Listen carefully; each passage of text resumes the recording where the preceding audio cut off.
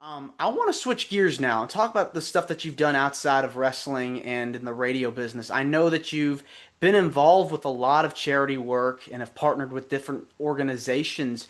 What kinds of things have you done to help out in your community over the years? Well, the biggest thing that we've had that has happened to our, and I've owned this radio station now for 28 years, is we had a tremendous tornado event come back through here in 2011. 256 people were killed on that day on April 27th, and we went into immediate service mode in that we literally took all the computers out of the control room. We had a microphone, a telephone, and a live mic for a guest, and we just did information services for the next 6 days, 6 nights, nonstop. And anytime that something like that occurs in any of our radio stations, I own three in Tennessee with a good friend of mine, Steve Sudbury, up in Hartsville, Tennessee, in Trousdale County. We own the Fun Radio properties up there, and we do the same up there that we do down here. That anytime that a need arises immediately, that is the wonderful thing about radio is it can react immediately. Television, you got to have a producer, you got to have on-screen talent. There's a lot that goes into Moving radio. parts. Yeah, they're moving parts, and on a radio station, you open a microphone and start talking in a disaster event. So take a lot of pride in that. We take a lot of we keep ourselves prepared for whatever event along those lines come. But I'm big on kids. I'm just I had effects using hand gestures. It said moving my hands. I'm big on helping young people, and I do a lot of career days. I do a lot of things that are involved, whether in youth sports, whether it's I was a coach in Pop Warner football, 16 years in Gallatin, Tennessee. Also coached in Connecticut and Arizona and Missouri and here in Alabama.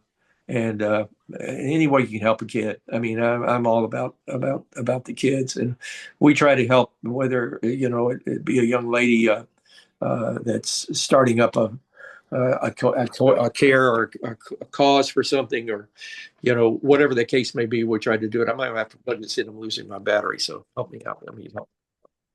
There we go. So that's the main thing that I do. I have a strong affinity for the uh, uh, folks that have pediatric cancer, and the St. Jude project is a very strong project that I've been involved with and supported for a long, long time. And lastly, at my university at Vanderbilt, there are a lot of young people at Vanderbilt University that don't have the means to receive the education that they're offered there, and they may get there and fall upon hard times. And I want to know the ones that are slipping through the cracks. I want to know the ones that need that hand, not a handout, but need that hand, and try my best to support any and all situations that occur in that. There are a lot of national organizations and local organizations that we support on the radio, but these things that I just mentioned are things that have personally affected me and touched my heart and my soul that I try to give back to if at all possible. Yeah, I mean, you have such a passion for helping kids that are going through stuff. They are the future, and you just never know what somebody might be going through, and you've been able to speak at these different functions. Was there like a particular event, whether it was speaking at a school or coaching, that or a moment that you can recall that was just very heartwarming? Oh, there've been a million. I mean, I could start talking now, and we could close this off at 5 o'clock this afternoon. There's one thing very personal of late that I will share with you. I have a grandson now for the first time. My son Cody is my wife's son by her first marriage, but my son Cody is a police officer in Huntsville, and he and his wife Katie had a little boy going on 6 years ago, Joshua, who is my life. I mean, I never knew I always loved my wife, but I never knew and I love my children, but I never knew I could love something as much as that. But he had he had an affliction called apraxia, and he was 3 years old. And this was right after I'd gotten over my COVID battle, and he couldn't talk. He could utter guttural sounds, and He would understand you, but he would point and would, couldn't verbalize. And I reached back in my bag of and my history, if you would. Back in 2001, I had a problem developing with my vocal cords, and I was recommended by my doctor to go to the Bill Wilkerson Speech and Hearing Clinic at Vanderbilt University.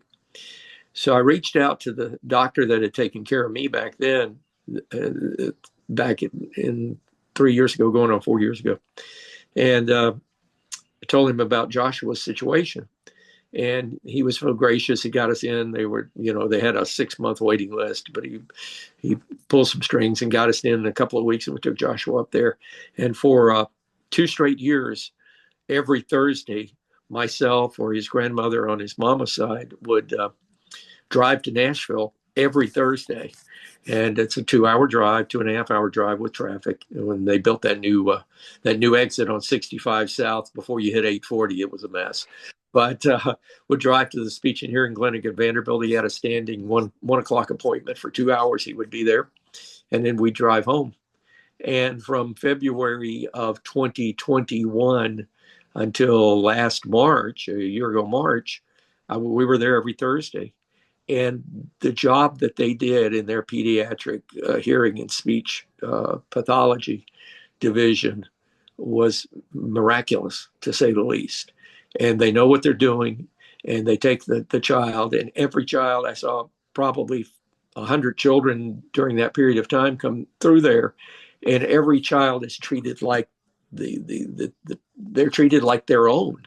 I mean, when they take them back into the rooms where they work with them and teach them, and I mean, it's like turning them over to the other parent. And the work they did with Joshua, uh, nothing's. I mean, he could say 3 words when we started the program, and now he was on the radio with me this morning on the morning show. He's 6 years old, and you can't shut him up. So uh, I really try now, very very much so, to support the efforts of the Bill Wilkerson Speech and Hearing Clinic at Vanderbilt University. And for anybody that may watch this program that has a child or even an older child that has speech or hearing problems, reach out to them, because the work they do is nothing short of miraculous. Yeah,